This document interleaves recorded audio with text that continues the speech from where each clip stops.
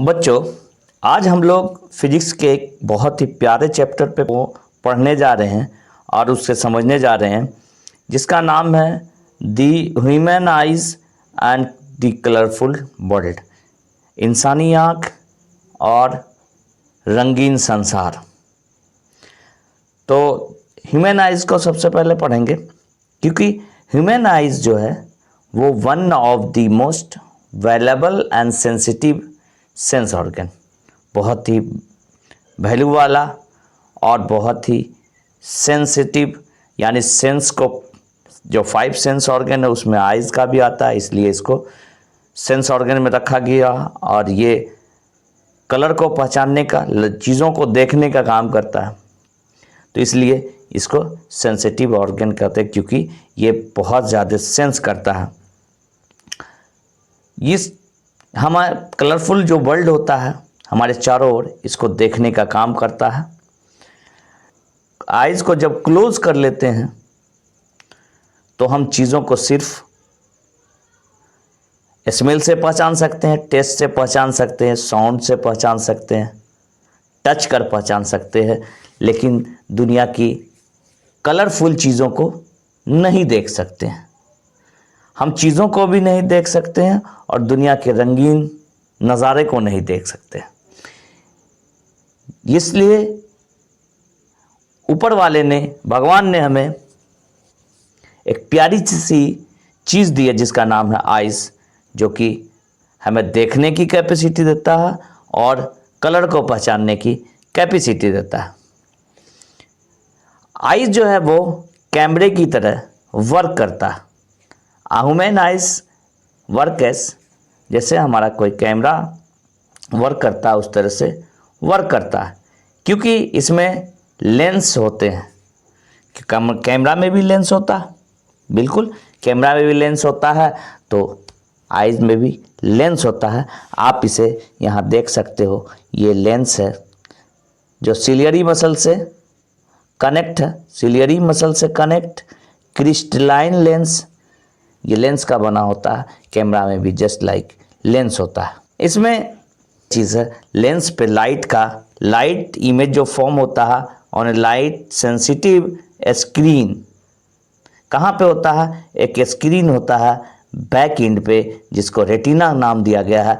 अब लाइट जो इंटर करे, एक थिन मेम्ब्रेन से लाइट इंटर करती है, पतली सी झिल्ली होती है जिसका नाम है cornea.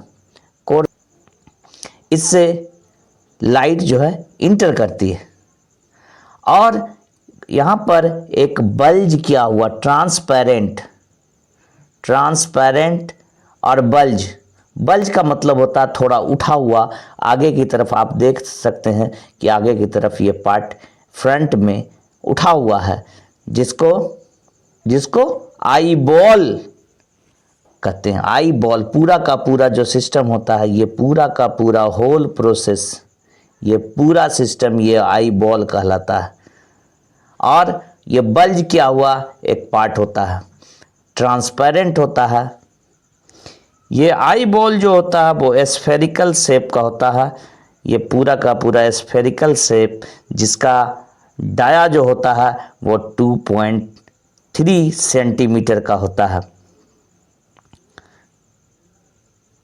Most of the refraction of the light ray enter the eye occurs at the outer surface। अधिकांशतः जो लाइट होती है वो इस कॉर्निया पे पड़ती है, और लाइट कॉर्निया पे पड़ने के बाद ये हमारा क्रिस्टलाइन स्ट्रक्चर का जो लेंस होता है ये एडजस्ट करता है, फोकल लेंथ को एडजस्ट करता है जो रिक्वायर होती है रेटिना के लिए। जो फोकल लेंथ रिक्वायर्ड होती है, उस फोकल लेंथ को डिफरेंट डिस्टेंस ऑफ रेटिना के लिए, ऑब्जेक्ट को देखने के लिए जो फोकल लेंथ का रिक्वायर होता है और रेटिना पर इमेज बनने का जो रिक्वायरमेंट होता है, उसको ये एडजस्ट अपने हिसाब से ये हमारा लेंस एडजस्ट करता है, ताकि इमेज का फॉर्मेशन हमेशा रेटिना पे बना रहे। कॉर्निया के जस्ट पीछे आइरिस होता है। आइरिस जो है आई के कलर को इंडिकेट करता है, black, dark black, light black, brown. Eye के कलर को इसी से पहचान सकते हैं। आई के कलर को ये आइरिस देता है। पुपिल, इंटरिंग ऑफ लाइट, एक होल लाइक स्ट्रक्चर होता है, ये लाइट के लिए सेंसिटिव होता है। आइरिस आइरिस सेंसिटिव होता है लाइट से, एडजस्टेबल ये जो है पुपिल को बड़ा छोटा करता है। अगर इंटेंसिटी अगर बहुत ज़्यादा है लाइट की तीक्ष्णता जिसको बोलते हैं, बहुत ज़्यादा लाइट अगर आ रही है तो आइरिस क्या होता है, वो सारा रिलैक्स मोड में आ जाता है और छोटा हो जाता है। जो आई का हमारा पुपिल जो होता है वो छोटा हो जाता है, जिससे लाइट की इंटरिंग रेटिना पर मैक्सिमम नहीं, जितना रिक्वायरमेंट है उतना ही पड़े। डे टाइम में ये जो हमारा होता है आइरिस जो है वो आराम से रिलैक्स मोड में आ जाता है। इसलिए होल जो होता है, जिसको सिंपल लैंग्वेज में कहते हैं कि आई के ब्लैक स्पॉट एक बन रहा है आई पे, वो छोटा हो जाता है, जिससे इंटरिंग ऑफ लाइट जो होती है वो जितना रिक्वायरमेंट होती है उसके अकॉर्डिंग वो जाते हैं रेटिना पे, इमेज का फॉर्मेशन करती है। लेकिन जब हम डार्क में जाते हैं, थोड़ा डिम लाइट में जाते हैं, तो ये कॉन्ट्रैक्ट कर जाता है, जिससे क्या हो जाता है, पुपिल बड़ा हो जाता है और लाइट की इंटरिंग ज़्यादा से ज़्यादा, यानी ज़्यादा से ज़्यादा लाइट को सेंस करने के लिए लाइट ज़्यादा से ज़्यादा इंटर कर सके, ताकि इमेज का फॉर्मेशन मैक्सिमम डार्क में भी, डिम लाइट में भी लोग या कोई भी आँख जो सिंपल नॉर्मल आँख होती है वो चीज़ों को देख सके। आप लोग देख सकते हैं दो तरीके की लिक्विड होती है आँखों के अंदर।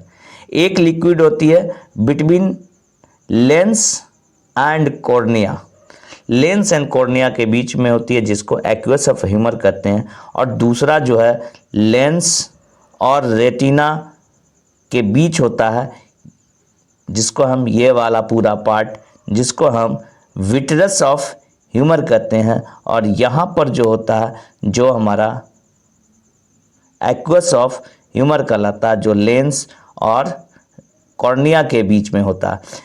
बेसिकली इसका फंक्शन दोनों का क्या होता है, जो बाहर वाला होता है वो सपोर्ट करता है, आई को स्ट्रक्चर बनाने में सपोर्ट करता है, ताकि कॉर्निया, एक्वस ऑफ ह्यूमर जो होता है वो बचाता है, प्रिवेंट करता है कॉर्निया और लेंस को बिल्कुल पास आने से। और जब वो अगर एक्वस ऑफ ह्यूमर नहीं होता तो लेंस और हमारा कॉर्निया पास आ जाता, कॉर्निया में बल्जेज नहीं होता, लाइट की जो सफिशिएंट अमाउंट में इंटरिंग होती वो नहीं हो पाती और सारा एक दूसरे के पास आ जाता, जिससे ज़्यादा से ज़्यादा फ्रिक्शन भी पैदा होता और इमेज का फॉर्मेशन भी सही से नहीं होता। दूसरा जो है, जो हमारा लेंस और रेटिना, जो हमारा ये पूरा वॉल है, इसके बीच जो विट्रस ऑफ ह्यूमर है वो भी अगर नहीं होता तो एक जो हमारा फोकल डिस्टेंस बन रहा होता है वो रेटिना पर सही से नहीं बन पाता, और रेटिना और लेंस और सारे के सारे मीडियम एक साथ आ जाते, आपस में डिस्टेंस नहीं होता और आपस में सट जाते और फ्रिक्शन भी हो जाता और सही तरह से इमेज का फॉर्मेशन नहीं हो पाता। तो ये दोनों जो एक्वस ऑफ ह्यूमर और विट्रस ऑफ ह्यूमर का होना बहुत ही ज़रूरी है आई के लिए, ताकि इमेज का जो फॉर्मेशन हो सके, रेटिना पे परफेक्ट बन सके और आँख का एक शेप बिल्कुल परफेक्ट शेप डायमीटर 2.3 सेंटीमीटर के अप्रॉक्स बन सके, ताकि इमेज का फॉर्मेशन सही हो सके। जब इमेज का फॉर्मेशन रेटिना पे हो जाता है तो यहाँ पर बहुत सारे ऑप्टिक नर्व्स होते हैं, जो ऑप्टिक नर्व्स इस इमेज फर्दर इलेक्ट्रिकल सिग्नल से ऑप्टिकल नर्व्स जो होता है वो ब्रेन में ले जाता है, क्योंकि रेटिना पर हमेशा उल्टा इमेज बनता है।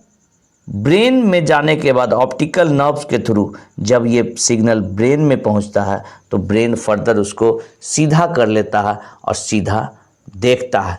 तो हम कह सकते हैं आँख का जो फंक्शन होता है वो इमेज का फॉर्मेशन करना होता है, उल्टा इमेज का फॉर्मेशन करता है, और एक्चुअल में जो इमेज को हम लोग अंडरस्टैंड करते हैं और सीधे रूप से देखते हैं, वो ब्रेन का काम होता है। तो देखने का काम जो सीधा करके होता है वो ब्रेन का होता है, और इमेज का फॉर्मेशन करना जो होता है वो आई का होता है। बच्चों, हमारी वीडियो अगर अच्छी लगे तो हमारी वीडियो को लाइक और सब्सक्राइब करना नहीं भूलें, ताकि और बहुत ही प्यारा सा वीडियो आपके सामने लाते रहें। धन्यवाद।